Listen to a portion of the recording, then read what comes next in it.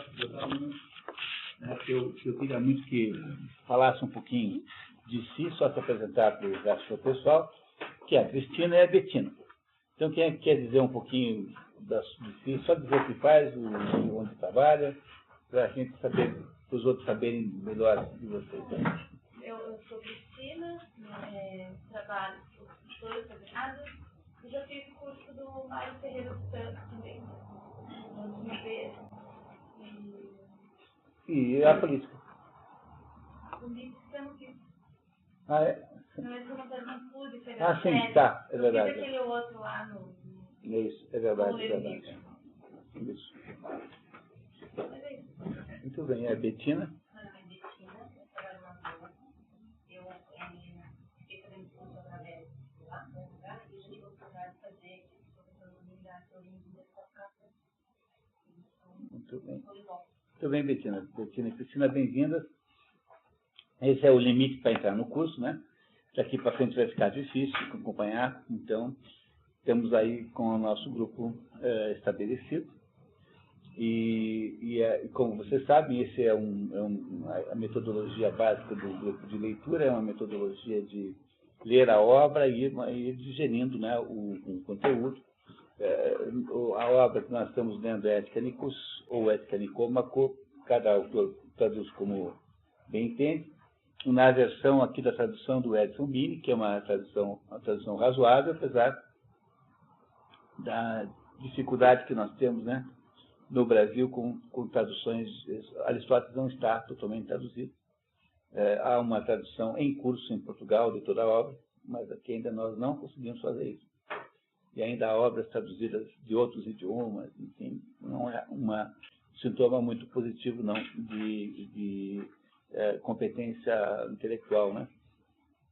Mas, como vocês, a maioria já sabe, a obra de Aristóteles está subdividida em temas dominantes, e o tema chamado moral é representado por duas obras centrais, que é a política e a ética de Aristóteles. Esses dois temas, esses dois livros lidam com assuntos comuns, porque Aristóteles parte lá da ideia de que o ser humano é necessariamente um ser social, que é aquilo que se chama em grego de zoon politikon.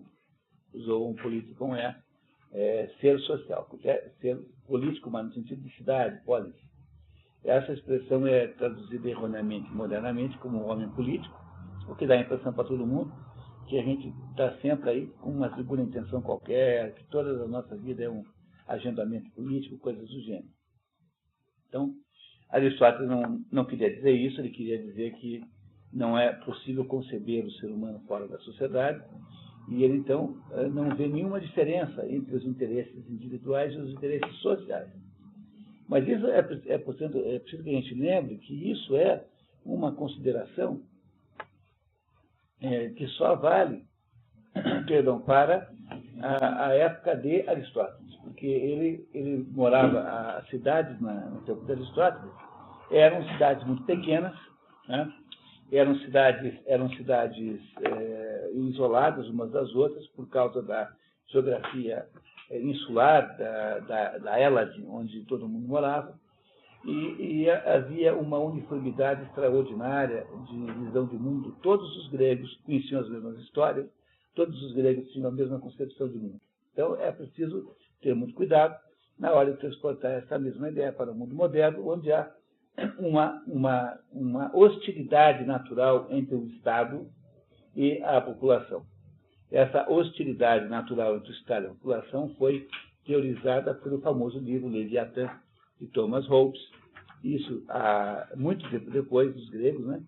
Thomas Hobbes aí do século XV, XVI, que é o sujeito que acha que, já que os seres humanos são todos maus, é preciso então chamar o maior bandido de todos, que é o Estado, para organizar a maldade dos pequenos bandidos. E essa ideia de Leviatã. Mas no tempo de Aristóteles isso não era assim, porque Aristóteles partia do pressuposto de que havia uma harmonia natural entre os interesses públicos e os interesses individuais. Isso já não é a mesma coisa, porque o Estado deslocou-se dessa harmonia por causa da complexidade e da autonomia que que ele adquiriu. Então, Aristóteles diz que tudo, no fundo, é vida social. A ética Nicômaco é uma ética centrada na ideia da vida social. E é por essa razão que nós lemos antes a política e agora estamos lendo a ética Nicômaco. Quem ler esses dois livros, tiver esses dois livros, terá lido 95% da obra moral de Aristóteles. Porque ainda há 3 ou 4 livros que não são ou importantes ou não são considerados legítimos. A ética eudêmica, que é, na verdade, um rascunho dessa aqui. Então, leu essa, leu a outra. Há um livro chamado Economia, que também é um pedaço da moral, para Aristóteles, que é considerado espúrio, não é legítimo. E há a ética para Alexandre, que é certamente ilegítimo, certamente espúrio. Alguém escreveu e não foi Aristóteles.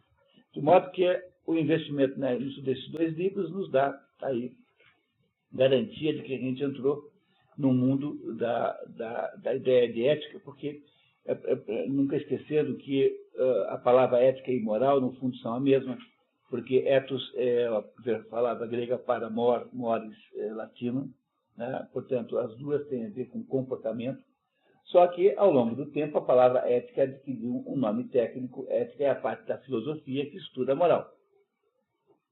Entenderam? Então, a ética passou a ser um nome técnico de um pedaço da filosofia que estuda a moral. Ou seja, o que é a moral? É o comportamento humano. O jeito como as pessoas agem. Não no sentido psicológico, né? No sentido de estrutura psicológica, mas na estrutura assim. O que é, afinal de contas, que você deve fazer nessa vida? A obra, portanto, moral é sempre uma obra prática. Até que Aristóteles chama esse pedaço da filosofia de filosofia prática. A filosofia moral é a mais prática de todas, porque ela não é especulativa, ela não quer descobrir grandes descobertas. A obra especulativa de Aristóteles está, por exemplo, na obra botânica, na obra científica, digamos assim, mas é de natureza moral. O que o filósofo faz quando fala para você de moral é sugerir modos de se comportar, como é que a gente deve se comportar na nossa vida. É por essa razão que esse livro chama-se Ética Nicômaco, porque Nicômaco é o nome do filho de Aristóteles, embora o pai dele também chamasse assim. E nós, hoje, os gregos não tinham sobrenomes, eles eram fulano de algum lugar. Quer dizer, a vida, a especificidade da pessoa é o lugar de onde ela nasceu, onde ela mora, né? Tales de Mileto. Tales de Mileto. Mileto é uma cidade. Então, embora não se saiba isso, parece que esta obra foi escrita mesmo para o seu filho, mas cuidado, porque ela não é uma obra que foi escrita para o público. Não é uma obra esotérica com X, como Aristóteles escreveu outras obras esotéricas com X que se perderam quase todas. Tem uma outra aí que sobrou. Então, não há no acervo aristotélico que veio para o mundo moderno obras exotéricas com X, que são obras para o vulgo. O que nós temos são obras que são compilações, resumos de aulas organizados pelos seus alunos. E essa é a razão pela qual sempre há alguma dificuldade na leitura, que não é, nesse caso aqui, muito grande, porque às vezes a gente tem a impressão que a estrutura da frase está um pouco truncada, há algumas omissões, alguns hiatos e assim por diante. Claro que sempre é possível melhorar a obra que você traduz, só que aí encontra-se sob um outro perigo, que é o perigo que consiste em inventar coisas que não tem no texto para deixá-lo mais bonito. E essa é o maior de todos os pecados de tradução. É quando você parafraseia o texto, tentando ajudar o autor, colocando coisas que não estão lá no original. Às vezes é inevitável, às vezes o texto é quase ininteligível, mas sempre se corre algum risco, não é? Então é por essa razão que o Aristóteles tem uma obra muito, digamos, trabalhosa, porque tudo que veio do Aristóteles para cá, com exceção de uma outra coisa, veio assim sob forma de anotações. Não é como Platão. A obra de Platão veio perfeitamente para o mundo moderno. Tem uma dúvida de uma ponto lá, mas, em princípio, é uma obra literariamente muito melhor do que a de Aristóteles. Não só é melhor como acabamento, como é feita numa forma muito mais fácil de acompanhar, que é a forma do diálogo. Platão escreve dialogando, inventa personagens que dialogam entre si. O diálogo filosófico é um estilo filosófico.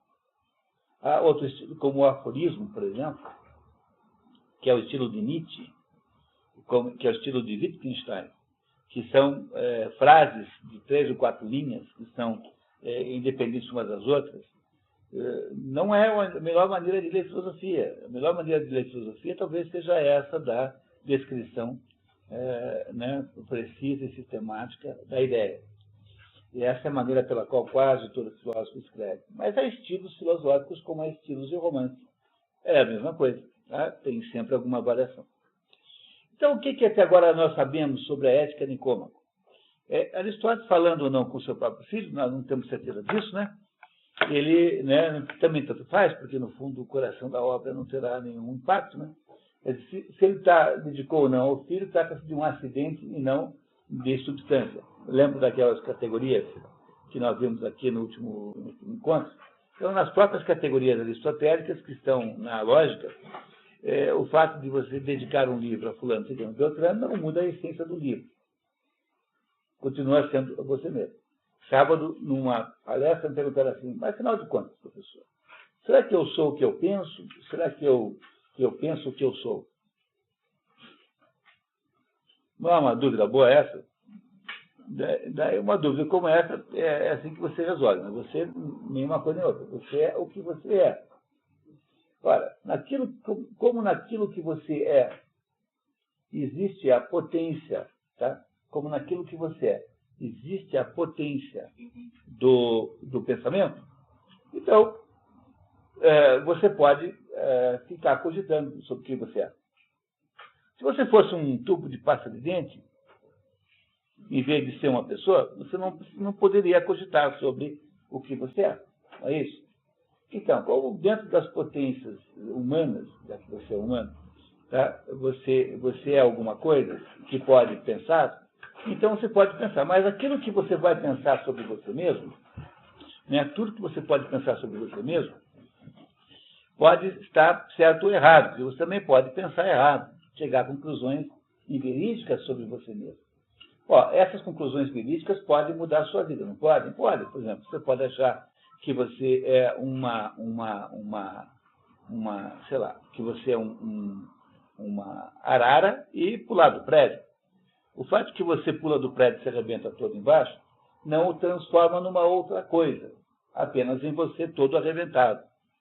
Portanto, o fato de que você pode pensar na sua vida, em que você é, não é alguma coisa que mude a essência da sua existência. Você continua sendo a mesma coisa, só que agora numa forma mais precária e mais dolorosa. Não será uma outra coisa só porque você pulou do prédio. Quer dizer, eu pulo do prédio, eu continuarei sendo José Munir e não serei outra pessoa. Parece claro isso? Isso que parece uma coisa assim óbvia, que é impossível a gente não concordar, é um dos raciocínios menos seguidos do mundo moderno. A partir do Jean-Paul Sartre, da Simone de Beauvoir, né, começa aquela dúvida sobre o que nós somos, afinal de contas. Né? Então aparece a Simone de Beauvoir dizendo que as mulheres não nascem mulheres, as mulheres se transformam em mulheres. Bom, mas se transformam em mulheres, o que será que elas são antes de serem mulheres? Já começou com uma pergunta muito difícil, porque é preciso ser alguma coisa antes. Se não sou mulher, mas homens também não são, porque há muito mais indícios de feminilidade num bebê de sexo feminino do que de masculinidade. Portanto, a ideia de que você primeiro precisa existir para depois ser, quer dizer, que a essência vem antes da essência, é uma ideia completamente sapafúrdia e completamente lunática. No entanto, é mais ou menos assim que se pensa hoje, né? Então, o jeito bom da gente lidar com essas questões, que são questões da vida real, concreta, é você ir na fonte mais velha, mais antiga. Porque o problema central do mundo contemporâneo é que a gente fica aí meio que fazendo parte da confusão. Eu ficar ouvindo os nossos contemporâneos, essa ideia é muito infantil de que a nossa época é a época mais genial de todas, que é nada mais é do que o famoso, como é que se diz,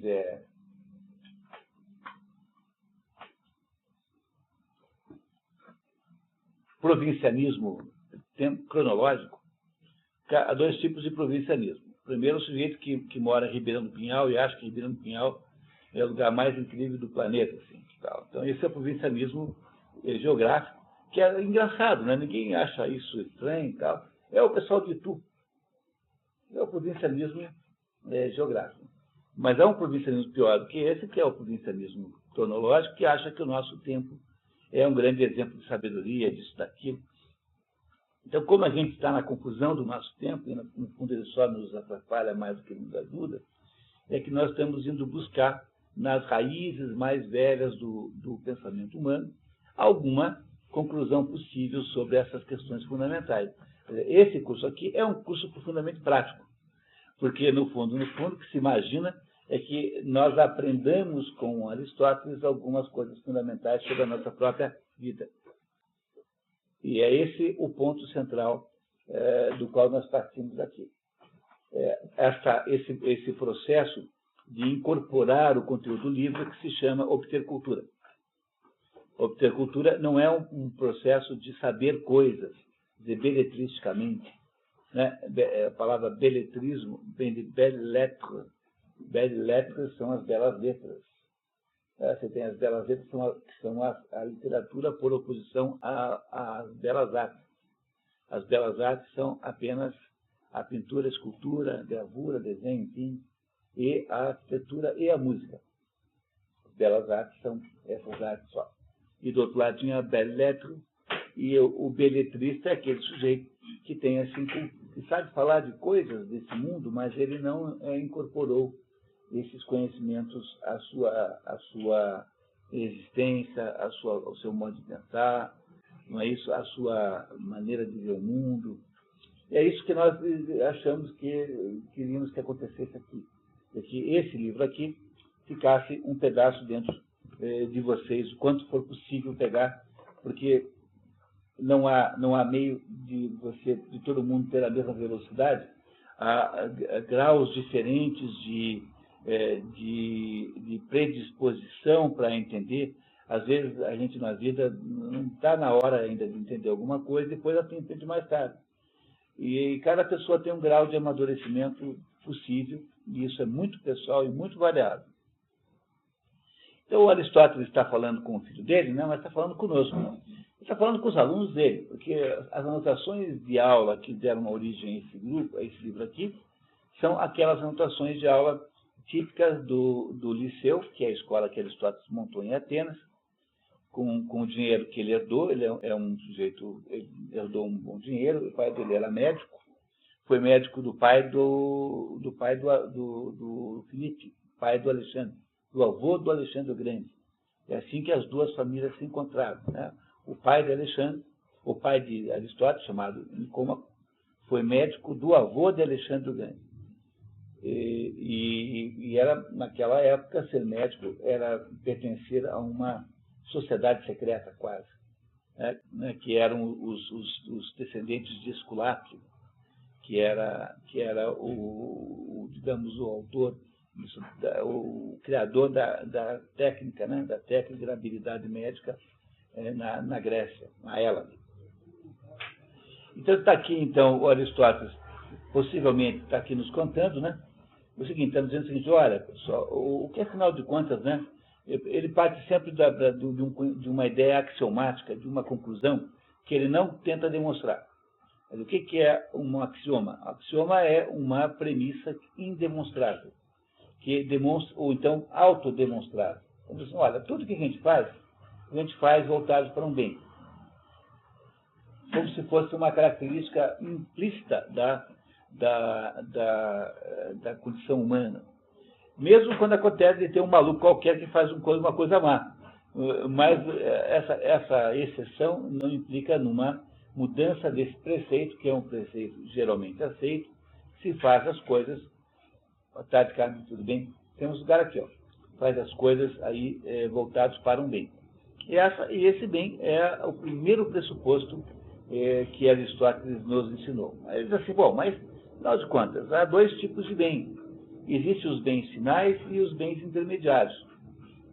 Quer ver que coisa interessante? A filosofia moral de Santo Agostinho não é aristotélico, porque quando Santo Agostinho existiu, em torno do ano 400, da era cristã, o Aristóteles estava desaparecido, na maior parte. Tinha alguma coisa que ainda havia sobrado em Roma, mas as grandes obras aristotélicas só irão aparecer muito mais tarde, 600 anos depois, 70 anos depois, quando os filósofos árabes, o Averroes e o Avicena, e uma meia dúzia, começam a ser traduzidos para o latim. E o que é engraçado é que Aristóteles, muito antes de ter sido lido em grego, foi lido em latim, em primeiro lugar. Porque o grego foi mais ou menos saindo do dia a dia. O grego era muito forte no tempo de Jesus Cristo, tanto é que o Novo Testamento é escrito em grego, mas ele foi perdendo importância e o latim foi se tornando uma coisa mais importante, porque quando São Jerônimo traduz a Bíblia do grego e do hebraico para o latim, criando a Vulgata, que é a Bíblia oficial, aí para frente só se falou latim. Tanto é que no século XII, quando havia então aquele movimento escolástico na Europa, a língua que se falava era latim. A língua que se falava num curso como esse aqui era latim. Embora se falasse lá aqueles idiomas, em provençal, um francês primitivo, mas a Universidade de Paris foi o maior surto de inteligência, digamos assim, que o mundo conheceu até agora, o mundo moderno, entre, digamos, a queda de Roma, né? Porque todo mundo ia estudar em Paris e todo mundo falava uma língua franca, que era o latim. A língua franca intelectual, né? Então, por exemplo, São Tomás era italiano, falava latim. Santo Alberto era alemão, falava latim. Todo mundo era latinista. Latim, os romanos. Né? Os latinos, um dos povos que Eles começaram a falar latim? É que Roma é uma junção de várias sociedades, né? Então, Roma tem 3 grandes etapas, uma etapa entre o ano 600, 700 a.C., até ali quando o Júlio César derruba a República e faz o Império. Essa primeira fase de Roma é a fase de monárquica de Roma, que havia reis em Roma. Né? Nessa fase aí, e depois, né, até aí com a República, né? Também aí dentro dessa fase. E aí, então, pelo ano 600, mais ou menos, os etruscos andaram dando uma arrumada geral naquilo, deram uma certa homogeneizada naquilo, e a língua que se adotou foi a língua de um daqueles povos ali chamados latinos. Havia etruscos latinos, havia vários povos ali. E aí, então, formataram uma sociedade única com base naquela língua latina. Então, o latim teria 2.600 anos, mais ou menos, a partir da marcação do estabelecimento de Roma. E o latim veio vindo, e a partir de 476, quando finalmente Roma perde, o Império do Ocidente é desmontado, não tem mais importância como língua nacional, porque aí começam a aparecer as línguas próprias. Então, um pouco de francês, um pouco de alemão, de espanhol, um pouco de português, e assim por diante. E o latim só se preserva no mundo como uma língua intelectual, como uma língua culta, que era a língua da escolástica. Falava-se latim no mundo acadêmico dentro da Idade Média. Até agora, muito pouco tempo atrás, havia também a possibilidade de se escrever artigos em latim. Determinadas universidades do mundo, em que lidam ainda com assuntos, digamos, teológicos, escrevem em latim até hoje. Nós tivemos lá, está vendo? Bom, então, aí o Aristóteles, então Santo Agostinho dizia assim, apenas para comparar com Aristóteles, Assim, olha, há dois tipos de bens do mundo, dois tipos de bens possíveis. Há os bens de fruição, que é o de deleite, e são os bens de ferramenta, que são intermediários. A vida, veja como a filosofia moral de Santo Agostinho se resume a uma coisa bem prática e concreta, né? Então, assim, os bens de fruição e os bens de deleite estão ambos disponíveis. Mas a vida humana bem vivida, aquela que é vivida com sabedoria, portanto, moralmente correta, deveria procurar apenas os bens utilitários, os bens de utensílio, os bens intermediários, porque a única fruição possível é a fruição do encontro com Deus. Esse é o maior bem de todos. E esse é o bem a qual todos os outros devem se subordinar. Então, se os outros são intermediários, para quê? Para ajudar a encontrar Deus. Então, tanto quanto Aristóteles, Santo Agostinho, que não era aristotélico, era platônico, porque Santo Agostinho era um sujeito da África, um berbere, na verdade, de origem berbere, né, que eram aqueles povos que habitavam na África. Até hoje, aqueles povos na África não são exatamente árabes, são berberes, e que se cristianizou e que escreveu uma obra maravilhosa. E deixa claro essa diferença entre os bens de fruição e os bens intermediários. Mas essa é justamente a ideia que o Aristóteles nos contou aqui em primeiro lugar nesse nosso trabalho. Ele nos disse que os bens são finais ou são bens intermediários ou relativos. E que, no fundo, todos os bens, né, os bens deveriam intermediários necessariamente de tender para um bem final qualquer. Porque não seria possível, seria inadmissível e implausível que os bens intermediários tendessem para outros bens intermediários o resto da vida. Não é isso? Isso seria uma coisa muito difícil de aceitar. Isso é quase uma coisa axiomática. Então, Aristóteles explicou para nós no começo do livro que há bens finais, que é aqueles que nós almejamos por si próprios. E há bens intermediários, que são aqueles bens que nós almejamos porque estão associados a algum bem final. Ora, os bens finais não podem ser intermediários um do outro o resto da vida, porque eu posso sempre criar uma cadeia de bens intermediários, não é isso? Mas eu não posso fazer isso até o fim do teu infinito, porque qual seria o sentido de uma coisa dessa? Então, os bens intermediários necessariamente têm que ter um bem final. Santo Agostinho não tem dúvida de qual é o bem final, porque ele é cristão. Então, ele acha que o bem final é encontrar Deus. Mas Aristóteles não é, porque Aristóteles está escrevendo isso 700 anos, quase 900 anos antes de Santo Agostinho. E quase 800 anos, né? 399 contra 400.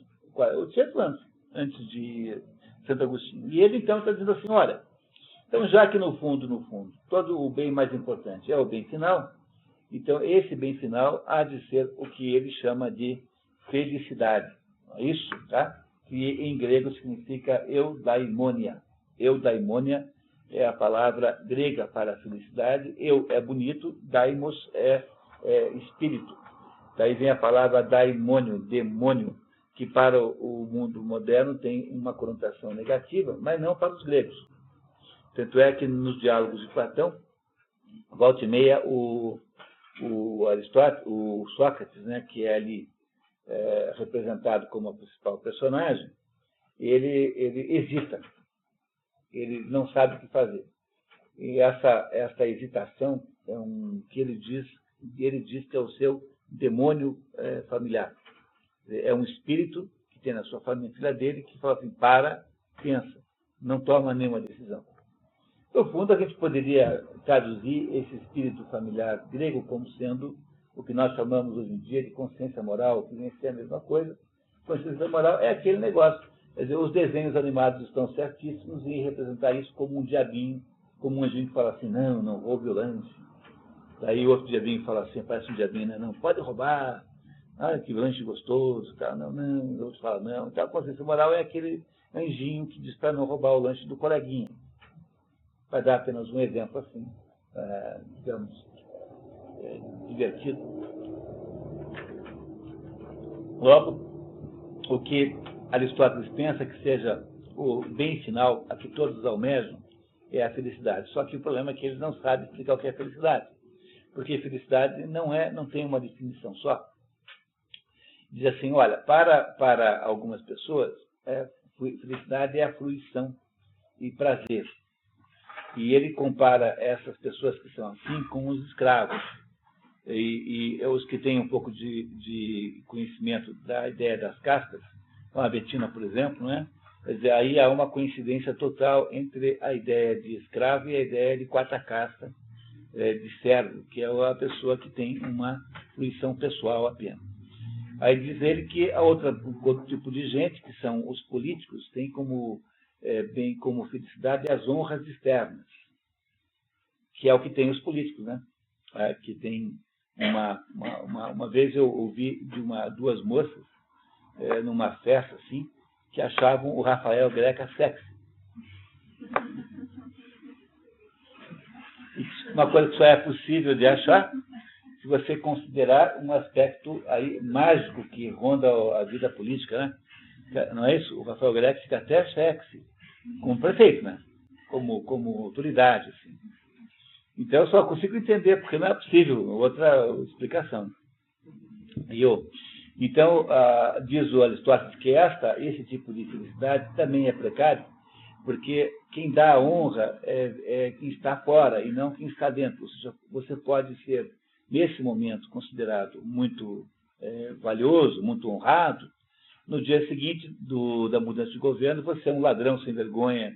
Não é assim que acontece com os ministros. Os ministros, né, o Alexis Stepanenko uma vez me contou, o Stepanenko foi ministro do Itamar Franco, de Minas e Energia, e ele foi ministro lá e me contou o seguinte, que quando chega na última semana do governo, você não consegue um café. Porque aquela turma de atendentes e tal, sabendo que você vai sair mesmo, eles destroem a sua possibilidade eles não consideram mais você valioso, não tem menor chance, ninguém te dá mais bola, você não consegue pedir nada, não, dá para ligar, vou ligar você, porra, entendeu? Coisa desse gênero. Então, essa é a razão pela qual as honras desse mundo, de acordo com Aristóteles, não são o melhor jeito de você, não é felicidade verdadeira. Portanto, se não servem essas, há um terceiro tipo de felicidade, que é a da busca incessante e obcecada por riqueza. Esse tipo de opção, desse tipo Aristóteles fala muito mal, assim, com grande agressividade, diz que isso é de todas as vidas humanas a pior, porque a riqueza só é valiosa na medida em que ela é potência para alguma outra coisa. Porque o dinheiro só serve para você comprar coisas que você não tem. Portanto, se o dinheiro é, em última análise, um intermediário também, porque você não pode comê-lo, você não pode usar o dinheiro em si. Então, o sujeito que estabelece uma vida em torno do dinheiro está estabelecendo uma vida em busca de bens intermediários, que é uma coisa quase infra-humana, de acordo com Aristóteles, que esse é o tipo de vida que é absolutamente sem sentido. E aí diz assim, bom, então já que não é a fruição e os prazeres, não é a honra e também não é o dinheiro, que tipo de vida então é essa que levaria à felicidade? E esse tipo de vida que levaria à felicidade Aristóteles define assim, viver a vida de acordo com alguma coisa que só é possível e a única prerrogativa daquele ser. Por exemplo, a água, para poder ser bem realizada como água, tem de molhar. O fogo, para ser bem realizado como fogo, tem de queimar. E o ser humano, então, precisa exercer então, a sua expectativa ontológica, digamos assim, aquilo que ele tem como especificidade e que é, então, igual à sua própria missão. Quer dizer, a vida mais feliz de todas é a vida vivida sob o império da razão, da maneira mais virtuosa possível. Essa é a definição de Aristóteles sobre o que seja felicidade. No entanto, quando ele estabelece eu estou fazendo um resumo até agora, né? Quando ele estabelece essa definição, ele gera um outro problema, porque aí você tem que explicar o que é, afinal de contas, esta vida. O que é este bem que você gera com essa vida? E aí, então, ele gera uma polêmica aqui com o seu velho professor Platão, que achava que há um modelo de bem em algum lugar e que esse bem ideal que os platônicos almejam é que o Platão, né, acham que esse bem ideal é o modelo de bem.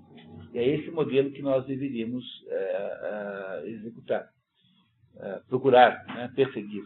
Mas Aristóteles, isso não pode ser assim, porque esse bem ideal é um bem inalcançável, portanto, ele não é imanente à própria vida humana, ele é transcendente, portanto, eu não posso criar uma vida em função de um modelo que eu não posso alcançar. Portanto, eu tenho que produzir uma vida em torno de bens alcançáveis, reais, concretos, que são os bens desta vida aqui.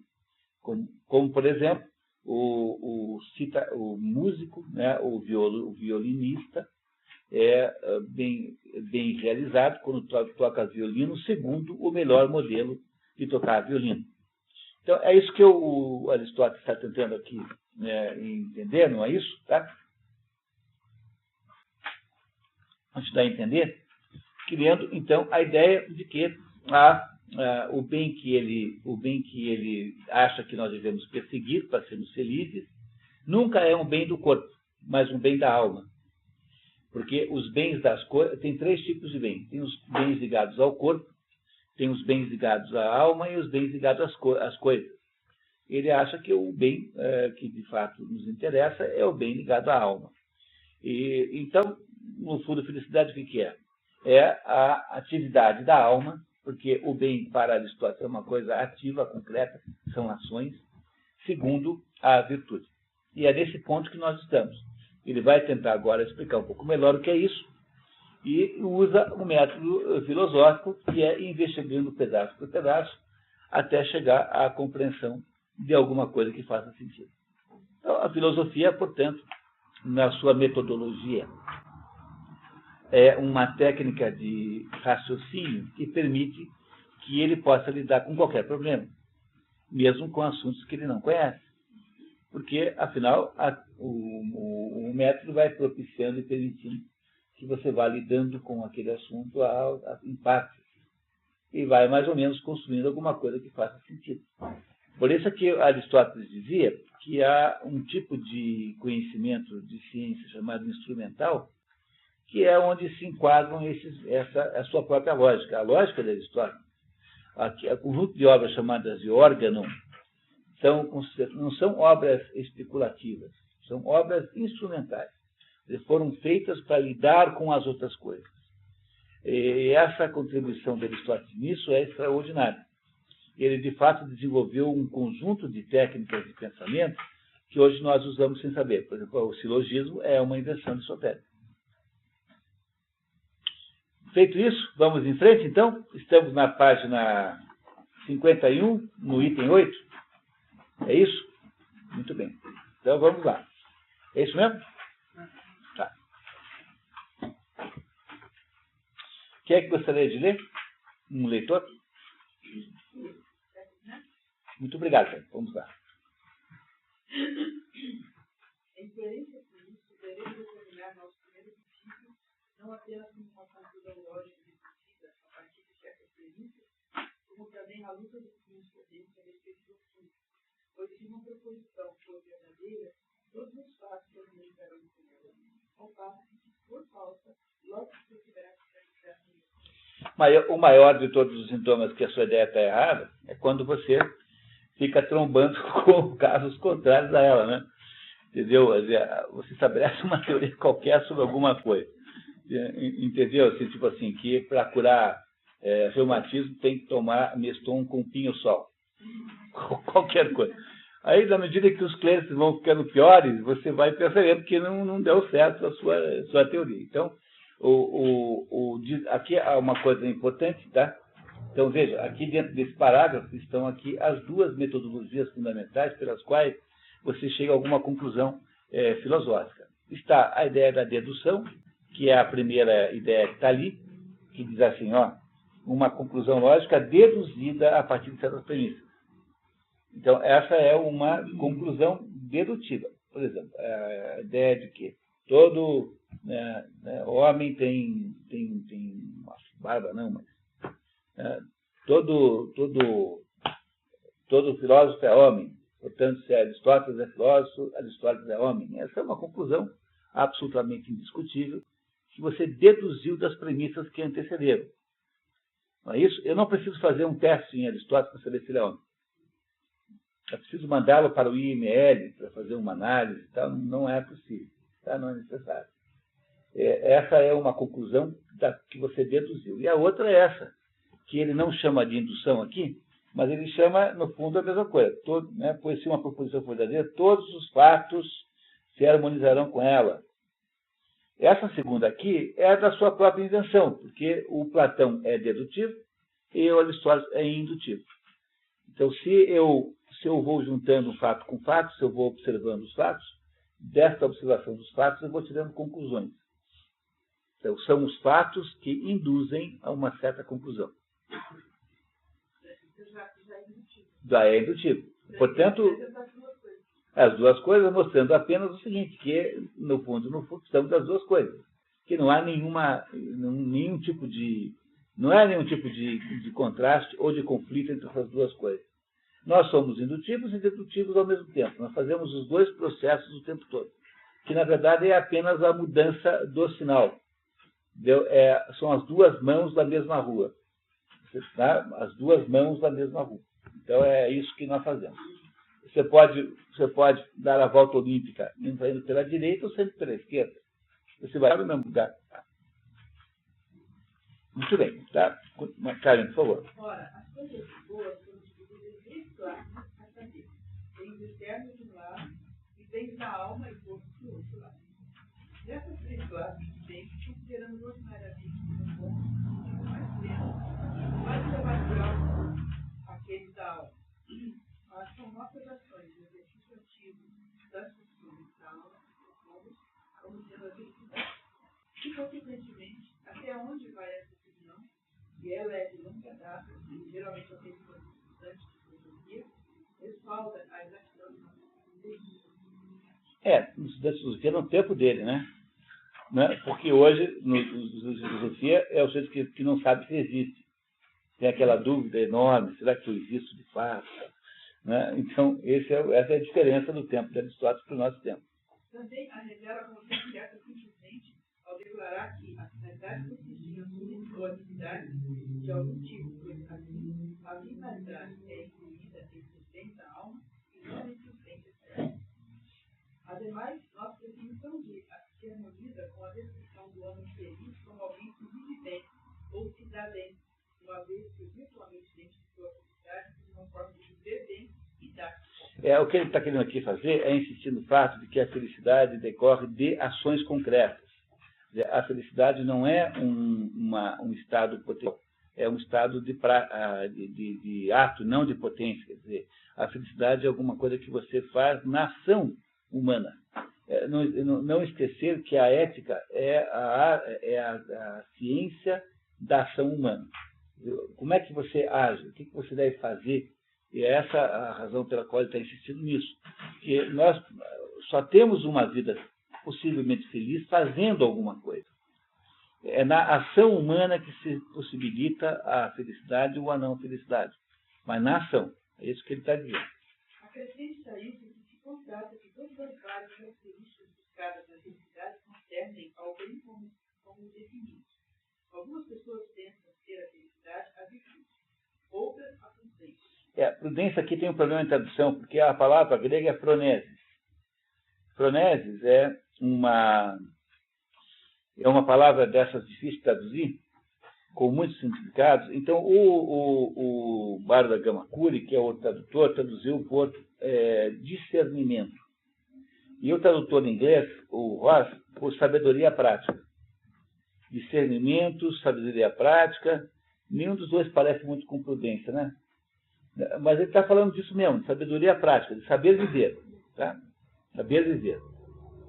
Outras como forma de sabedoria. Outras ainda afirmam que é todas essas coisas. Ou uma delas em combinação com o prazer, ou acompanhada do prazer na qualidade de uma atitude indispensável. Uma outra escola inclui a prosperidade externa como um fator consolidante. Algumas dessas opiniões são sustentadas por pessoas desde a antiguidade, outras por apenas alguns homens eruditos, e é provável que nenhum desses grupos esteja errado. A probabilidade é que aquilo que creio seja, ao menos parcialmente, ou mesmo moralmente correto. Então novamente ele está aqui, na verdade eu me antecipei um pouquinho, fiz mais resumo do que dizia agora no começo do nosso encontro, né? Mas ele está aqui novamente tentando descobrir, afinal de contas, o que nós chamamos de o que é ser feliz, não? O que é, portanto, essa felicidade, se é a virtude, se é saber viver. Ele vai explicando um pouquinho mais para frente melhor. Relativamente ao que declara ser a felicidade da virtude, ou alguma virtude particular, nossa definição está de acordo, pois a atividade que se conforma à virtude envolve virtude. Quer dizer, atividade, quando atividade é ação, né? A ação que é feita conforme a virtude está falando da virtude. Tem razão, portanto, em parte. Mas não resta dúvida que faz uma grande diferença que concebemos o bem mais excelente na dependência da posse da virtude ou da sua existência, na disposição virtuosa ou da manifestação efetiva da virtude.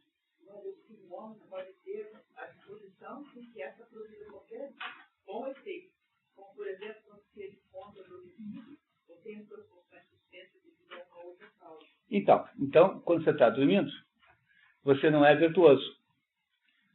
Ou seja, a posse da virtude como potência não é tão boa quanto a posse da virtude como fato, como o exercício da virtude concreta.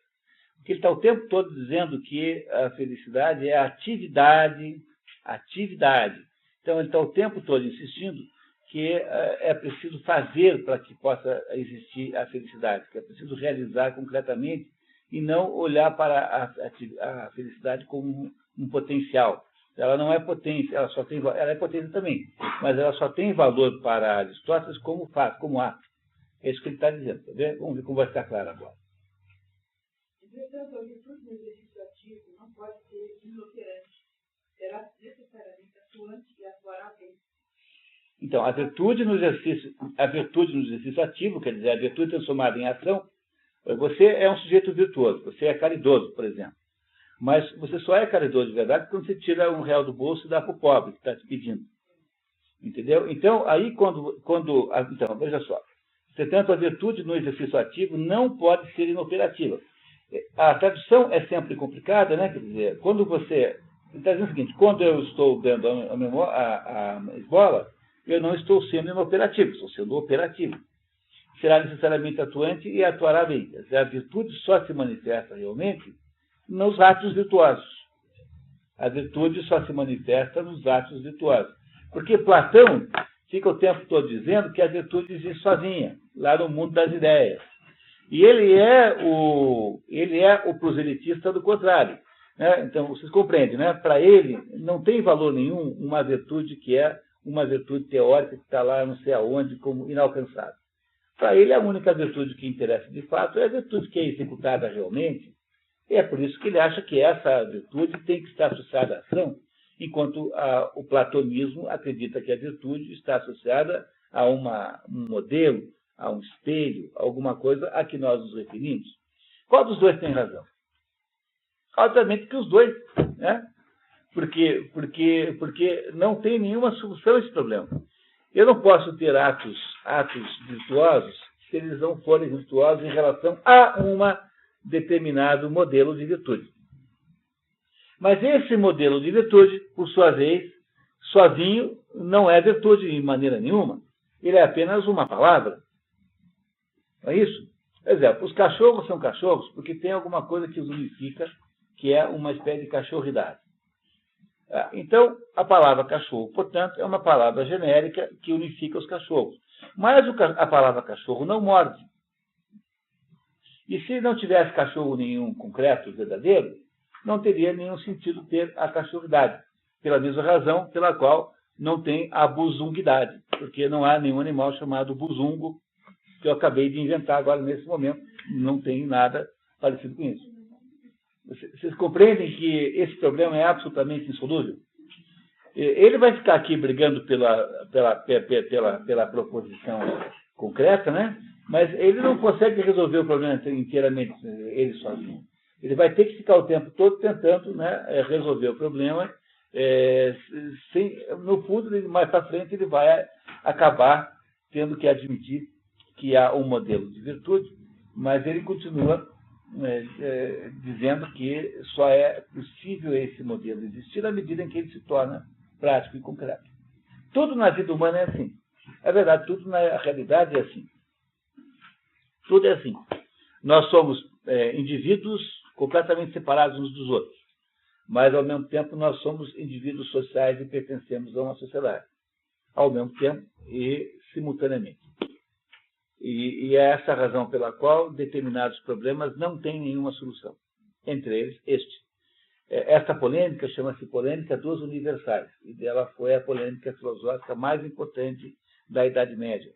Quer dizer, a polêmica dos universais é assim, saber se existe uma coisa chamada cachorro, genericamente, ou se isso é apenas um nome que eu dou para juntar todos os cachorros que existem.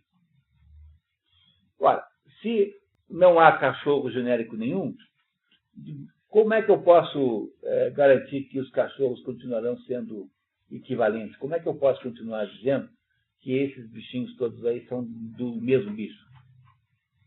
Então, deve ter alguma coisa que os unifique. Ao mesmo tempo, se essa coisa genérica chamada cachorro não fosse representada por cachorros reais e concretos, não teria nenhum sentido disso existir. Pode parecer que você sabe resolver isso, mas, olha, não dá para resolver. Houve 500 anos de debate, foi até São Tomás. É uma polêmica, começa com Boécio, vai até São Tomás, começa com mais anterior ainda.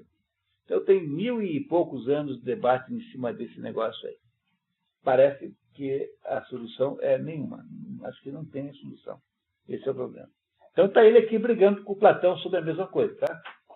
Ele fala aqui na coisa que já algumas opiniões sustentadas por pessoas desde a antiguidade. Ele já falando desde a antiguidade. A antiguidade para o Aristóteles são os pré-socráticos. Porque ele foi aluno de Platão e ele tem uma diferença para Sócrates muito pequena, 15 anos. Então, Sócrates é uma figura muito presente para Aristóteles, sobretudo numa época que as coisas não mudam. Então, não tem evolução urbana, então, tudo parece mais próximo de você, né? Não é isso? Tá? Então, para a época dele, Sócrates era contemporâneo, assim, digamos. Então, a antiguidade para ele é o pessoal pré-socrático, que veio lá até o ano 600 a.C., quer dizer, nos 200 anos anteriores, que Sócrates morre em 399. Aristóteles morre em 322. Então, entre Tales de Mileto e Aristóteles tem 322 anos, né, até a morte, né? De distância, que não é muito, mas para ele já era uma gente, antes de Sócrates parece já distante. Muito bem. Tal como os Jogos Olímpicos, as coroas de flores da vitória não são concedidas aos mais belos, mais fortes e indivíduos presentes, mas àqueles que participam das competições. Isso que é entre esses que são encontrados vencedores. São aqueles que agem corretamente e ganham os prêmios das coisas boas da vida. É isso, quer dizer, quem que você dá o prêmio de primeiro lugar? Para quem ganhou a corrida, mas não quem, entendeu? Não é para o atleta mais bonito na fotografia, mas é aquele que ganhou de fato. Ele está aqui fazendo aqui intrigas com o Platão, tá? No sentido positivo, né, da palavra. E que certeza que a vida da virtude ativa é essencialmente prazerosa. Isso que a sensação de prazer é uma experiência da alma. E uma coisa proporciona prazer a um homem na medida em que se diz que aquilo que ele gosta é prazeroso. Exemplificando, um cavalo proporciona prazer a alguém aficionado a cavalo. Uma peça a quem gosta de teatro e, de maneira semelhante, ações justas são prazerosas a quem ama justiça. E atos que se conformam a justiça geralmente aqueles que amam a justiça. Porque seria muito estranho que alguém fosse aficionado da equitação e não soubesse montar. Você gosta? Adora equitação. Mas onde é que você monta? Não, ontem eu medo de cavalo. Não, então, mas você então não... então não adianta você ser aficionado à virtude e não ter uma vida virtuosa. Não é isso? É isso que ele está dizendo aqui. Quer dizer que vocês compreendem que essa questão de fundo é a grande diferença de visão que há entre Platão, que é um sujeito que parte de cima para baixo, e Aristóteles, que parte de baixo para cima. Ambos têm razão. O engano só está em querer escolher um dos dois. Eu, por exemplo, segunda, quarta e sexta sou platônico, terça, quinta e sábado eu sou aristotélico. Tá? Entenderam? Então, essa é a diferença. É uma diferença falsa, no fundo é um conflito falso. Porque, no fundo, o que há aqui por trás disso é uma tensão insolúvel da existência humana, que é o fato de que, ao mesmo tempo que nós somos indivíduos, nós também somos grupo. Nós também pertencemos a uma espécie. Portanto, né, não tem como resolver isso aqui. E os dois caminhos permitem a sabedoria. Mas enquanto a massa humana vai trazer de coisas que entram em conflito mútuo porque não são prazerosas por sua própria natureza, as coisas naturalmente prazerosas são prazerosas aos amantes porque é nobre. E assim, são sempre ações conforme a virtude. De modo que são prazerosas essencialmente bem como prazerosas aos amantes porque é nobre. Consequentemente, nesse caso, a vida dos amantes do nobre dispensa o prazer como uma espécie de azeite ornamental, uma vez que contém seu prazer em si mesmo. E se considera adicionalmente que o homem que não experimenta prazer na prática de ações nobres não é, em absoluto, um bom homem. Ninguém chamaria de justo a um homem que não gostasse de agir com justiça, nem de generoso se não gostasse de praticar ações generosas, e do mesmo modo, no que se refere a demais. E se assim, ações que conformam a virtude devem ser esse dilema aqui, que é muito interessante, é o dilema do mundo moderno. O sujeito aparece e se autodeclama humanista. Então, ele é humanista. Então, declarou-se amante da humanidade. Né? O que é um humanista? Alguém que ama a humanidade. Só que essa declaração de ser humanista é uma declaração meramente formal, porque, no fundo ele não fará nada por ninguém concreto. Não só ele não fará nada por alguém concreto, como também achará normalíssimo sacrificar alguns centenas de milhões em função desse ideal do humanismo. Então, você nunca acredite no humanista, porque os humanistas são esse tipo de criminoso potencial, porque, no fundo, você deve amar o indivíduo, cada indivíduo concretamente. Então, se você, o ser humano, ele existe apenas referencialmente como conjunto. Esse conjunto, quanto vai? Ele certamente existe, mas na prática mesmo só seres humanos reais, concretos, que moram aqui e ali, têm CPF ou não. Então, o problema do humanista é que o humanista ama platonicamente o ser humano, ou por conveniência política, ou por conveniência, né, socialmente correta, e aí então ele permitirá todo tipo de agressão contra indivíduos concretos em função de um amor platônico, o amor sobre uma coisa que é apenas uma referência. A Maria Teresa, ela falava que se ela usasse seus maços, ela isso não levaria ela à ação. E ela olhando cada pessoa, isso leva ela à ação. Então, quer dizer, tem enorme desconfiança dos humanistas em geral. Os humanistas em geral são pessoas extremamente perigosas. Porque eles são sujeitos que só sabem, têm apenas um amor abstrato pelo mundo e não tem um amor concreto sobre as pessoas concretas. Então, ele é humanista, mas ele nunca vai ajudar alguém concretamente que está ali pedindo um auxílio real e verdadeiro. A mesma confusão acontece no âmbito da escola. Então, sábado eu faço um grupo como esse aqui, mas para 100 e poucas pessoas lá em Paranavaí, do livro Paideia, do Werner Jäger, numa outra metodologia, porque é uma multidão. E aí, então, levanta uma professora e fala assim, professor, mas como é que nós, com esse nosso pequeno grupo aqui, vamos mudar a sociedade? Pois aí, bom, aí está aí todo o problema, na sua pergunta, está todo o problema da educação que nós vamos resolver aqui. Porque nós não temos a menor capacidade de mudar a sociedade, porque a gente não consegue nem levantar mais cedo 15 minutos. muito menos, né, mudar a sociedade. Então, o que é esse negócio de mudar a sociedade? É apenas uma desculpa que a gente dá para não ter que mudar quem?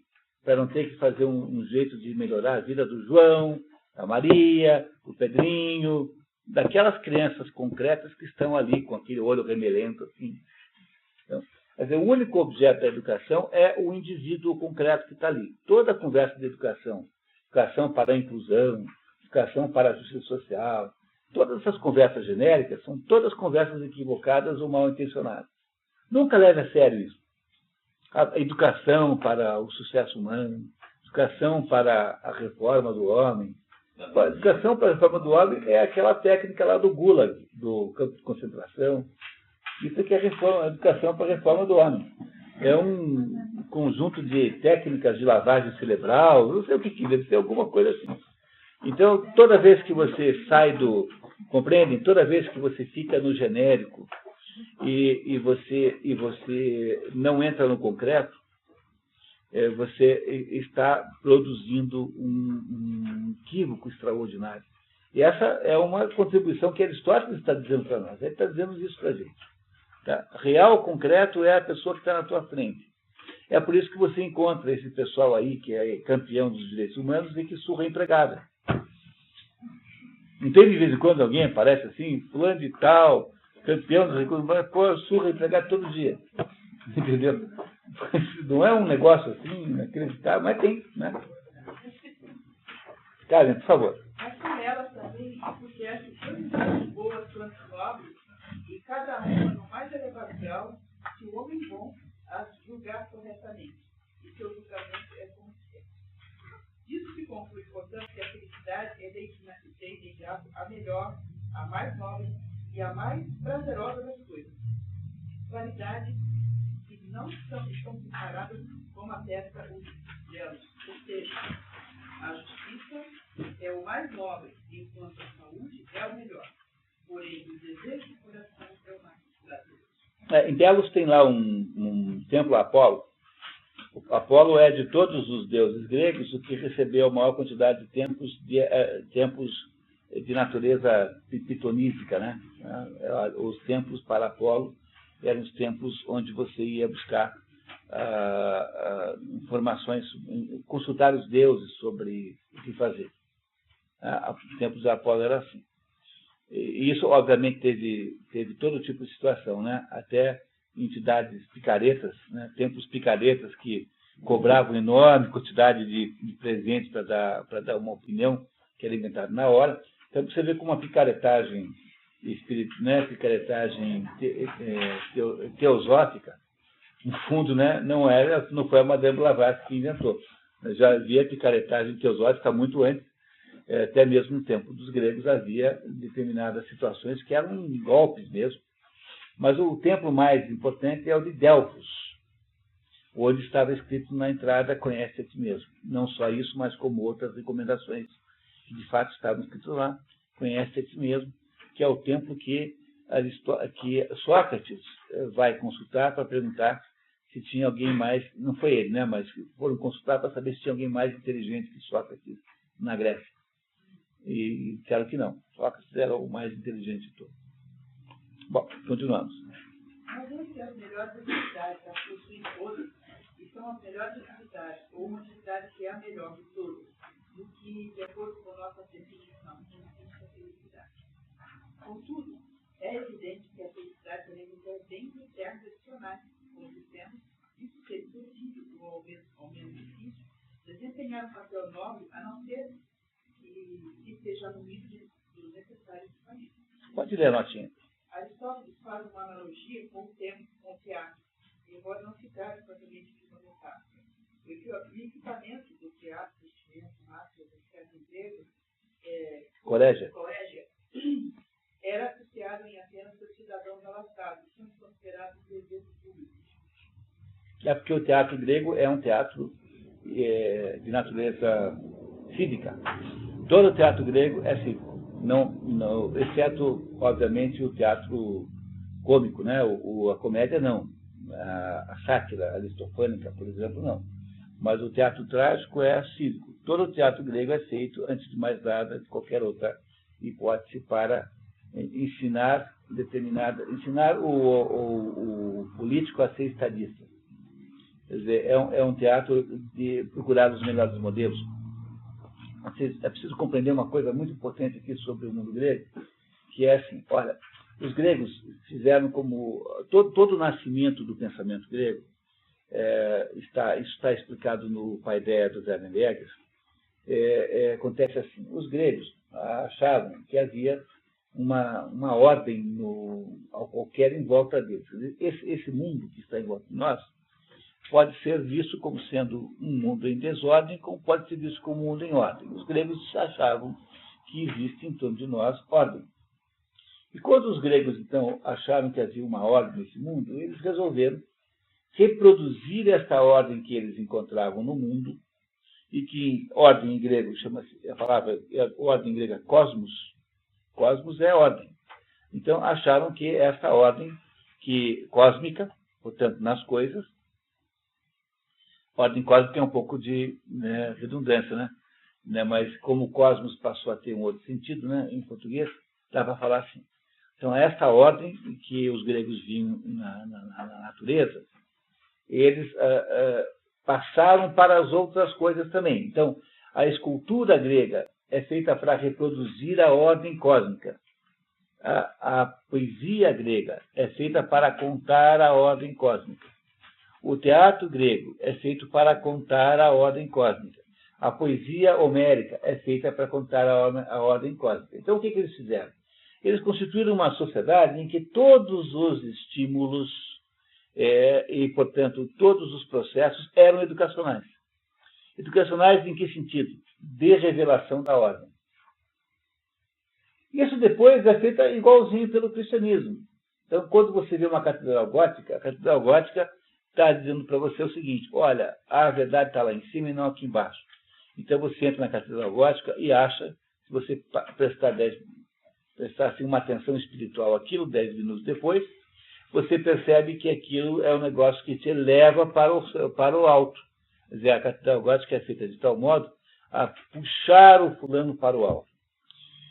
Na Idade Média, também o mesmo efeito esse efeito de imitação da ordem também foi feito pela filosofia. A estrutura da filosofia e a estrutura das catedrais góticas é a mesma. Quer dizer, a argumentação escolástica é estruturada exatamente como são as catedrais góticas.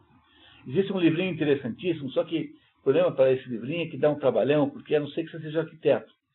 Porque ficam aquelas menções arquitetônicas todas, você não sabe, de modo geral, né, palavras técnicas, mas chama-se arquitetura gótica e escolástica, do Erwin Panofsky, que é um estudioso alemão, Erwin com Z duplo, tá? Erwin Panofsky, com S no meio, P-A-N-O-F-S-K-Y.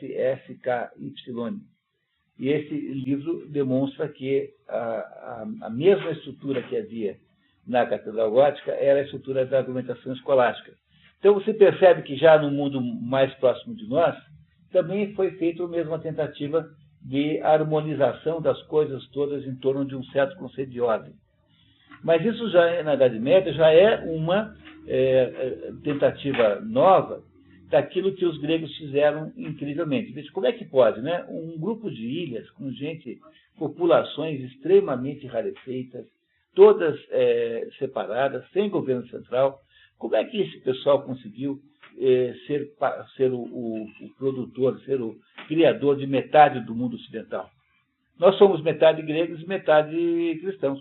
Se você pegar o mundo ocidental, considerado o mundo ocidental a Europa e as Américas, o que nós somos culturalmente? Metade grego e metade cristão. Mais ou menos essa proporção. Como é que pode um povo tão pequeno e com tanta dificuldade geográfica ter sido capaz de fazer isso? Esse conceito de que tudo é voltado para a formação é o conceito de paideia do Werner Jäger, que inspira esse livro que eu mencionei. A única palavra moderna que mais ou menos dá a mesma ideia é a palavra alemã Bildung.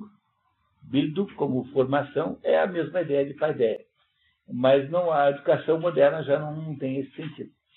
Quer dizer, para um grego, a educação, o que era a educação? A educação era você ensinar em todas as oportunidades, na arquitetura, na estatuaria, na poesia, na poesia épica, em todos os assuntos humanos, você dizer assim para as crianças: olha, pessoal, o mundo é constituído assim. Essa é a ordem do cosmos em torno de nós.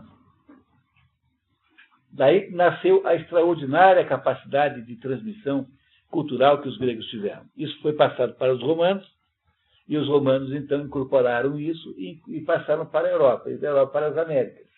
De alguma maneira, também está sendo contaminado o resto do mundo, claro que com imperfeições, né? Também levando alguns defeitos. Mas a chave do enigma grego é esta capacidade de transformar tudo em discurso de ordem. Entre tudo que eu digo tudo que você quiser imaginar. Todas as coisas eram montadas desse jeito. É o quê?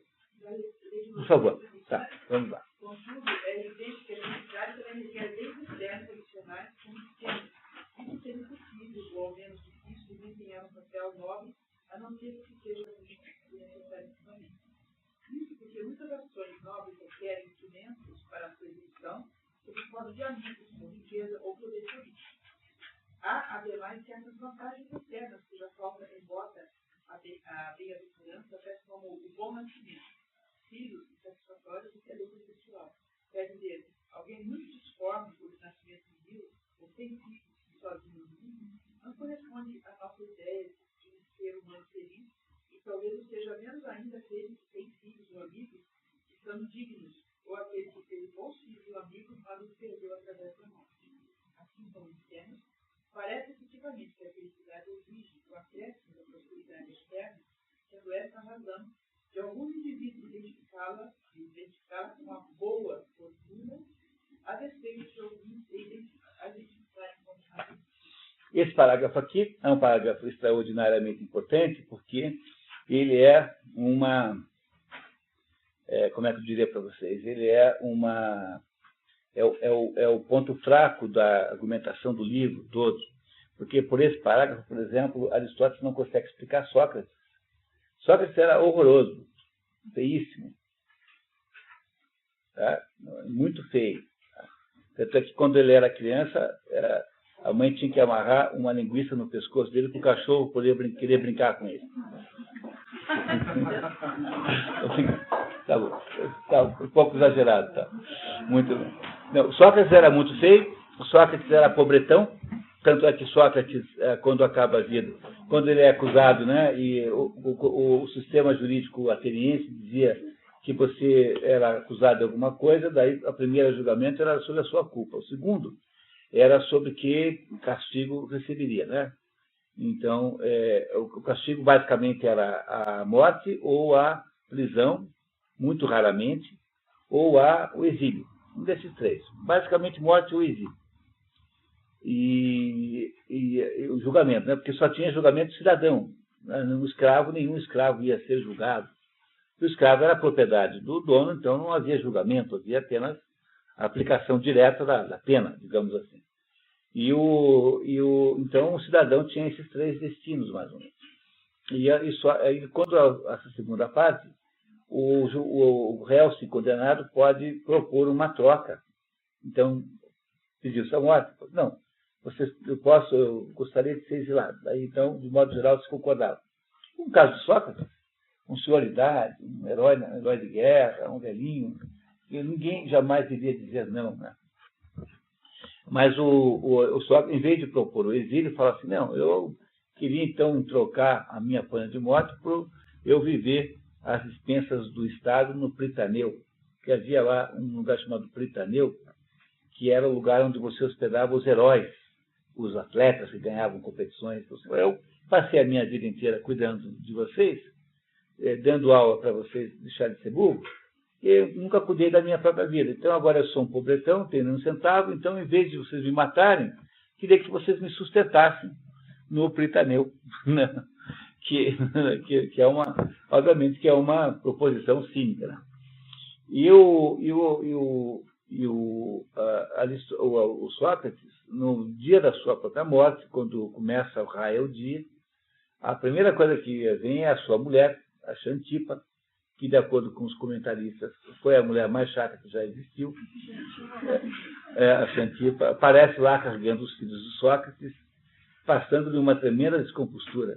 E agora você vai morrer, não vou ficar aqui sem dinheiro por sua causa, tal. Mas é muito engraçado isso, vale a pena você ler, está num diálogo de Sócrates, toda essa conversa. E, então, Sócrates é o sujeito que é exatamente o contrário disso e que não se pode dizer que ele não tenha sido feliz. Aristóteles aqui não sabe resolver esse problema. Estamos pressupondo, né, que esse pedaço aqui tenha origem aristotélica pura, porque esse é outro problema dessa obra, né? Sabe Deus quem é que andou se metendo no meio da... Será que um daqueles frades copistas, no meio de uma noite de sono, assim, não delirem aumentar a obra? Não é? Quer dizer, sempre tem gente que acha isso, né? Mas Sócrates não consegue resolver esse problema, porque Aristóteles, porque nisso aqui ele está tanto em dúvida que mais tarde vocês vão ver que ele desmente completamente o que está escrito nesse parágrafo. Tá? Esse parágrafo será autodesmentido pelo próprio Aristóteles. Então, vocês entendem que isso é assim mesmo, que são textos de aula e que tem esses problemas todos? Então, continuamos. É isso que dá origem à questão de ser a felicidade, é algo que possa ser aprendido ou adquirido através do treinamento, ou cultivado de alguma outra maneira, ou ser concedido por alguma forma divina, ou mesmo pela sorte. Ora, se qualquer coisa possuída pela humanidade é uma dádiva de Deus, é razoável supor que a felicidade seja uma concessão divina, com efeito de todas as forças humanas é a maior probabilidade de entender e de ser, porquanto, é o mais excelente de todas elas.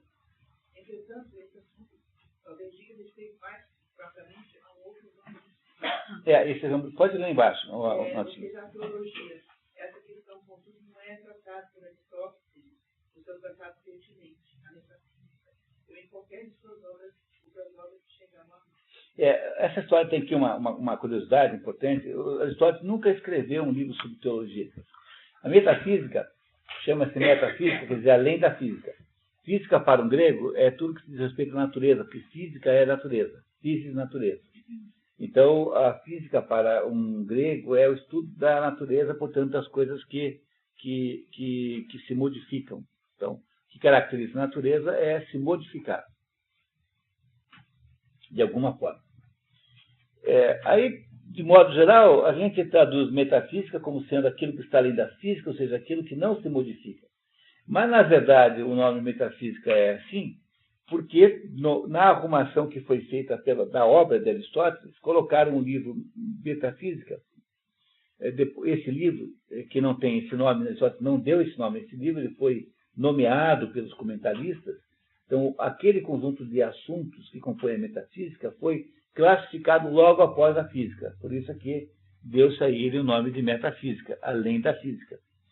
Então, a metafísica de Aristóteles não é propriamente um livro de teologia, porque Aristóteles, de alguma maneira, não tem muito interesse em estudar Deus.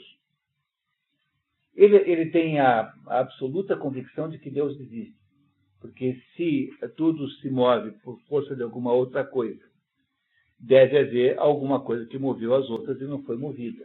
E essa coisa que tudo moveu e não foi movida é o motor inicial. Esse motor inicial é a mesma coisa que Deus.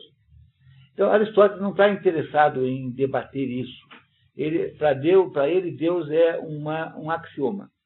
Como ele está interessado nas coisas concretas, ele se afasta sempre que pode dos assuntos muito abstratos, que ele, de certo modo, julgava ser o terreno do seu professor Platão.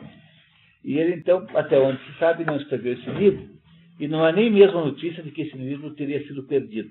Porque você sabe que um livro existiu porque alguém falou, olha, no livro tal, mas a gente não tem aí nenhum resquício da existência de um livro chamado Teologia de Aristóteles. De todo modo, mesmo que a felicidade não seja a nós enviada do céu, mas sim conquistada pela virtude e por alguma espécie de estudo ou prática, parece ser uma das mais divinas coisas existentes, pois assim se constitui a recompensa e a finalidade das virtudes se afirmam como sendo a coisa mais excelente, além de algo divino e abençoado.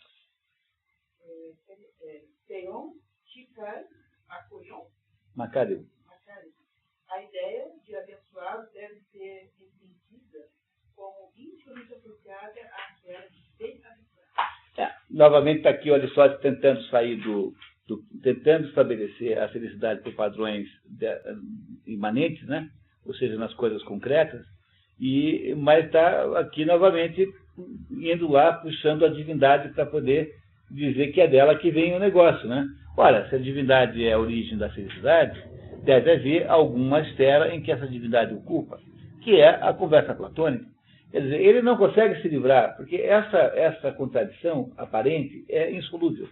Então não adianta a gente querer virar completamente aristotélico, quer dizer, quem quiser ser aristotélico vira um positivista horroroso, aquele sujeito que acredita que as formigas existem por si próprias.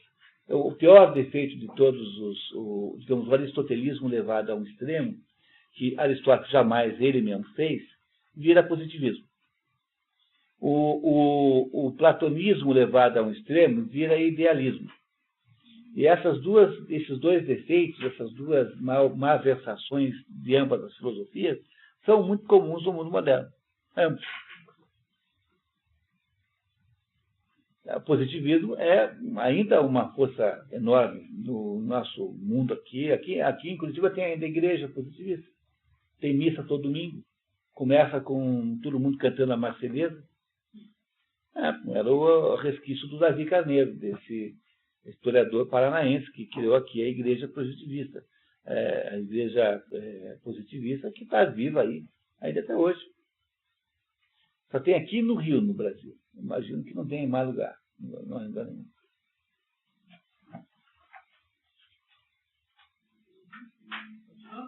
Por favor. Acrescente que nesse nosso ponto de vista é admissível que ela seja largamente difundida, isso que pode ser alcançado através de alguma forma ou processo de estudo, ou pelo esforço por todas as pessoas cuja capacidade para a virtude não tenha sido apropriada ou mutilada. Devemos acrescentar que se é melhor ser feliz como resultado dos próprios esforços do que por um dom da sorte, é razoável supor que é dessa forma que a felicidade é gradiada, porque na natureza as coisas têm uma tendência natural a estarem ordenadas da melhor forma possível. O mesmo se nos verdadeiros concerne aos produtos da arte e da causação de qualquer tipo, especialmente a mais elevada. Aristóteles alude explicitamente a inteligência humana. Que a mais grandiosa e mais nobre de todas as coisas devesse ficar por conta da sorte contrária, contrariaria demasiadamente a riqueza do ser. Essa frase aqui é importantíssima, porque isso é uma demonstração da metodologia aristotélica.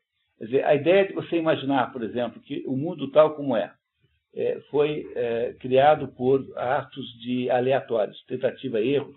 Então, depois de tudo trombar com tudo, e deu esse mundo que está aqui agora, é um negócio de tamanha improbabilidade que é preciso ser muito, digamos, cínico até para você propor uma coisa dessa. Imaginar que esse mundo em que nós vivemos, por exemplo, é resultado de ações aleatórias. Imagine, né, que houvesse houvesse aí uma organização que vai acontecendo pelas trombadas. Aí até que uma hora o mundo acerta uma fórmula que é essa mais ou menos que tem hoje. E tudo parece mais ou menos encaixar, porque tudo mais ou menos funciona, e que isso é um resultado de um jogo de dados. É possível imaginar uma coisa dessa? Olha, quando você olha qualquer assunto desses, você chega a uma conclusão. Tem um livro de uns americanos que fizeram um cálculo da probabilidade de haver outro planeta habitado no universo. Aí eles construíram uma equação em que há alguma coisa como 20 variáveis. Quer dizer, para que você possa ter um planeta habitado, é preciso ter seres inteligentes de acordo com a hipótese evolutiva, que é a dominante hoje aí na ciência, precisariam de tanto tempo para poder existir. Portanto, para que esse planeta possa ter vida inteligente, seriam necessárias condições em número de 20, mais ou menos. Essas condições são assim, 1 vezes 2 vezes 3 vezes 4, 1 vezes 2. Ou seja, qualquer uma que seja igual a zero anula toda a possibilidade. Essa é a razão pela qual planetas pertíssimos da Terra, como Marte e Vênus, não têm vida nenhuma. O que é, sob o ponto de vista cósmico, um escândalo, porque são planetas aqui bem do nosso lado e não tem vida nenhuma. Por que isso é assim? Porque a vida só é possível dentro de condições extraordinariamente específicas.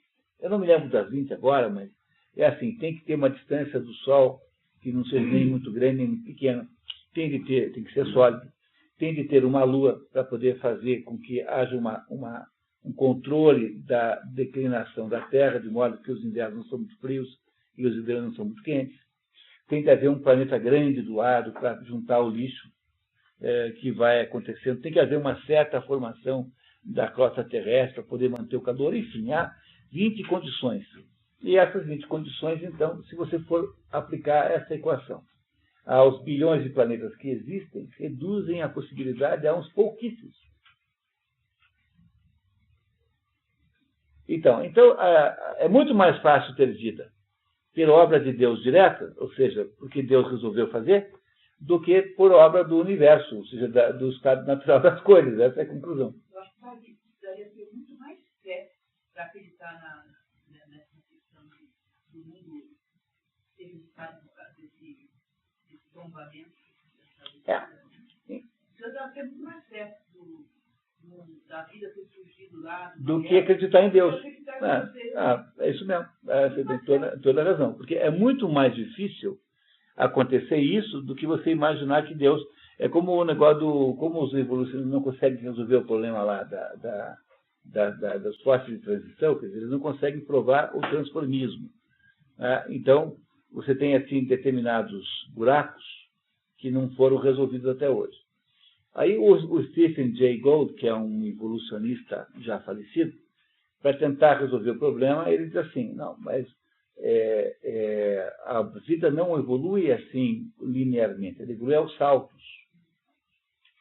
Bom, para você imaginar então que vem um coelho andando assim, de repente, vira um gambá, isso é muito mais difícil, tem que ter muito mais fé nesse negócio do que em Deus, porque é muito mais improvável que isso aconteça, entendeu? Do que a outra forma. Então, o que ele está dizendo aqui é que não é possível, tá? Essa última frase aqui, que a mais grandiosa e mais nobre de todas as coisas devesse ficar por conta da sorte, contrariaria demasiadamente a justeza das coisas. Então não pode ficar por conta da sorte. Aqui está sendo platônico. Está vendo? Aristóteles está sendo platônico aqui. Mas ele não quer abrir, ele não quer admitir isso abertamente, porque significa que ele largar sua posição. Mas ele vai aos pouquinhos ficando platônico também. Tá? Continuamos, por favor, Carmen. Isso.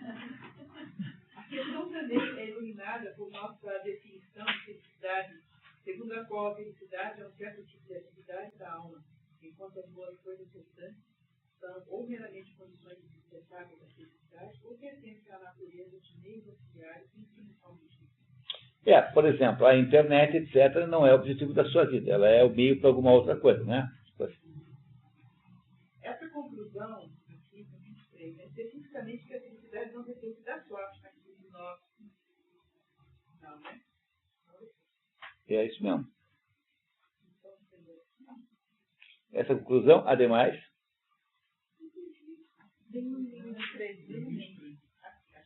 Essa conclusão, ademais, se harmoniza com o que declaramos no início, a saber que o bem mais excelente era a finalidade da ciência política, mas que o cuidado maior dessa ciência é formar um certo caráter de cidadão, ou seja, torná-los virtuosos e capazes de realizar ações. Lembrando sempre, né, que ele está falando da polis grega, que são aquelas comunidades absolutamente uniformes, e não está falando do Estado moderno. Né? Nunca esquecendo isso. Aristóteles não pode ser transportado para o mundo moderno, sob esse ponto de vista, sem uma reconsideração, porque no mundo moderno isso não é possível. O Estado não é mais uma expressão natural dos valores comuns. Ao contrário, o Estado é um estamento sanguessuga e parasitário que tem valores voltados para controlar a sociedade, para se autorreproduzir. É isso que é o Estado moderno. Não é isso, né? Só isso que é o Estado moderno. Então, para poder fazer isso, eles precisam contar para você suas lamúrias e suas desgraças, dizendo quantos pobres têm, que desgraça que está o mundo. Então, o Estado moderno é uma espécie de guichê de reclamações para poder botar a mão no nosso bolso para resolver. Ele é uma entidade centrada em si próprio e não na comunidade.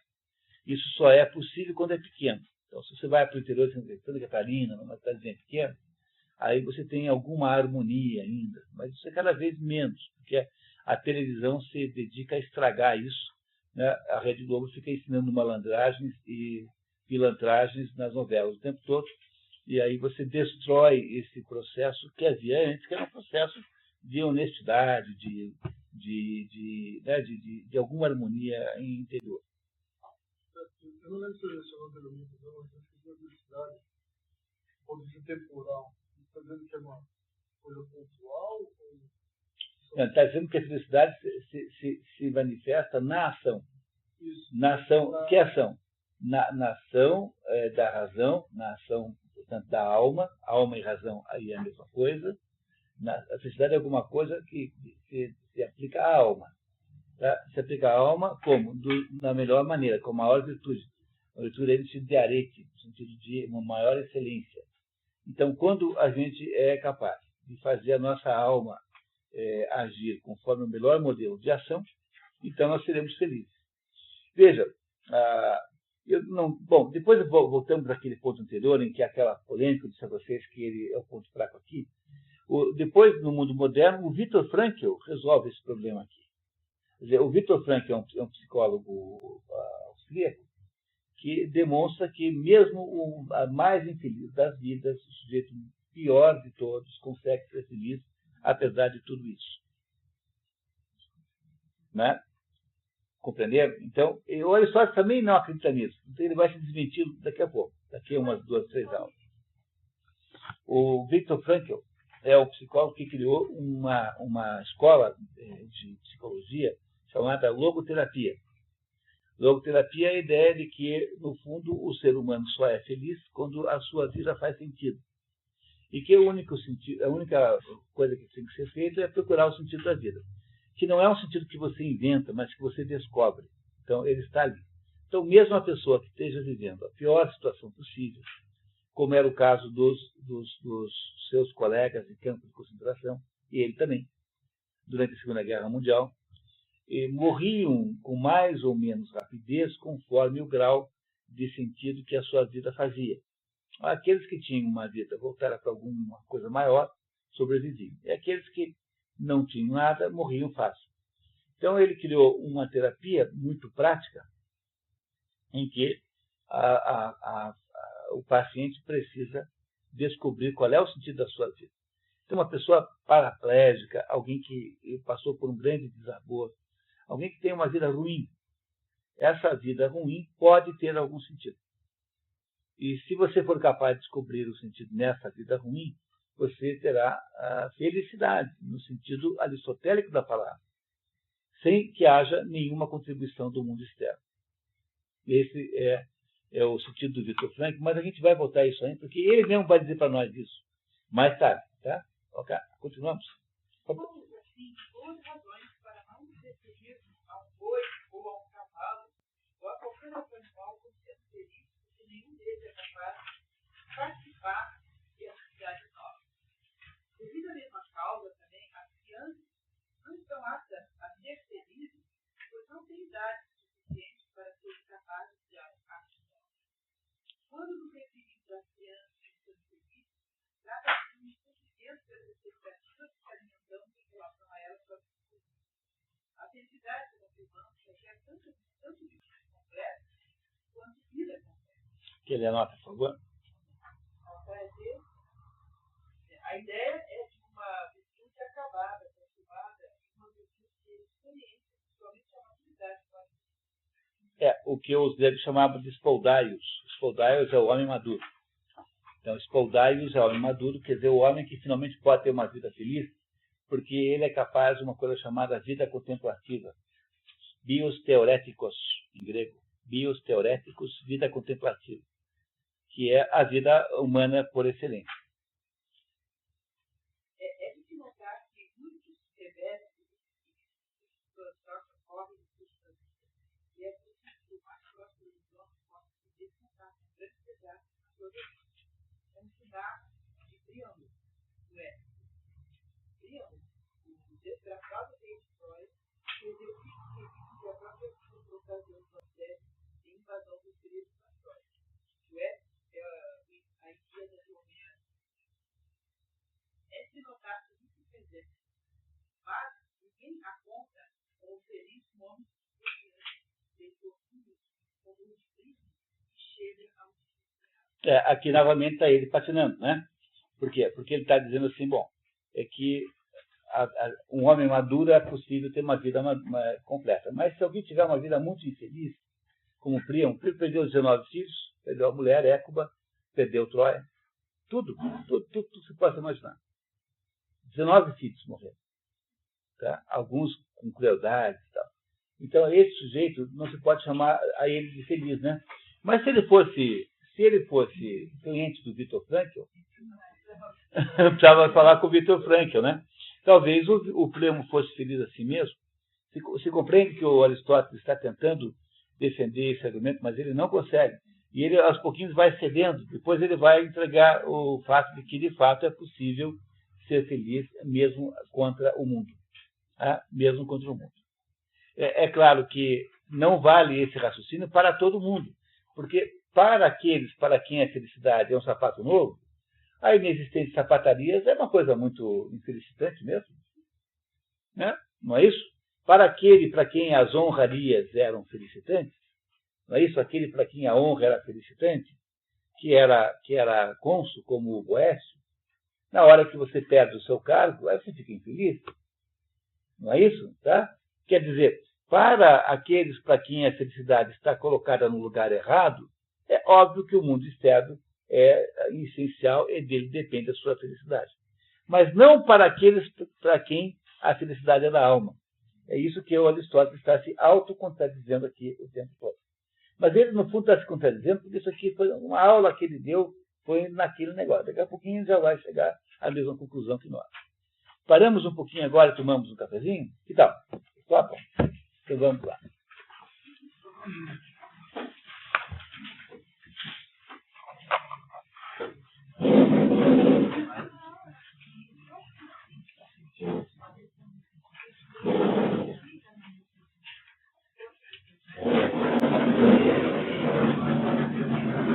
Lianine, lá no SESC tem algum programa de estágio? Tem? Como é que eu faço para te apresentar alguém? Poderia para mandar por e-mail? Posso mandar por...